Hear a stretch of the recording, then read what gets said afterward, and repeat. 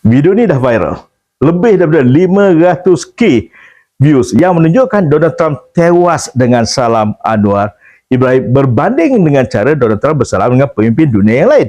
Nampak? Dan pada malam ini kita akan bercerita pula berkaitan tentang the power of words yang digunakan oleh Datuk Seri Anwar Ibrahim. Dan kaedah yang dipakai adalah puji-puji smash. Jom kita lihat video ni betul-betul. Pujian yang pertama, roll. We of course admire your tenacity, your courage, because the world needs leaders who promote peace strongly. Nampak? Subhanallah. Dan pujian yang kedua, roll. To achieve that, you have to break some rules, as you did today. When President arrived, he asked me to join him in the car. I said that's against the security and protocol rules. And he was delighted to break the rules, and I... A nice ride. It was a nice ride.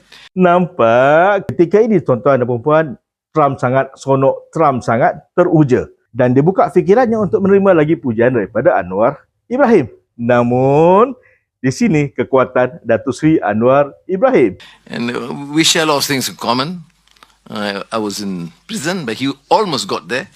And thank the President for his effort to secure peace in many parts of the world, including Gaza, and urging him to remain focused and ensure that there's a comprehensive peace that the world requires. Nampak? Subhanallah. Dengan cukup halus, Anwar Ibrahim masukkan jarum Gaza beliau ke dalam fikiran Donald Trump. Dengan cukup halus, Anwar Ibrahim bermain dengan kata-kata sarkastik yang membuatkan Donald Trump tidak boleh nak menolak kata-kata Anwar Ibrahim, the power of words. Dan kesannya dalam ucapan Donald Trump, banyak pujian yang diberikan kepada Anwar Ibrahim. Sehingga kan dalam kapal terbang sekalipun, tetap beliau masih lagi memuji Anwar Ibrahim, memuji Malaysia. Malah paling cantik, tuan-tuan, Donald Trump sempat menunjukkan perbandingan antara signature beliau dan signature Anwar Ibrahim, memuji signature Anwar Ibrahim. Dan itu dalam ilmu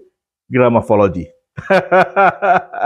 Nampak? The power of words dalam NLP. Ini adalah ilmu mantik yang selalu disebut oleh orang sebelah sana, malangnya tidak mampu nak digunakan dengan sebaik mungkin kerana dia hanya tahu retorik mantik, tapi mereka tidak tahu bagaimana nak menggunakan mantik sebagaimana yang dipamerkan oleh Datuk Seri Anwar Ibrahim. Assalamualaikum warahmatullahi taala wabarakatuh.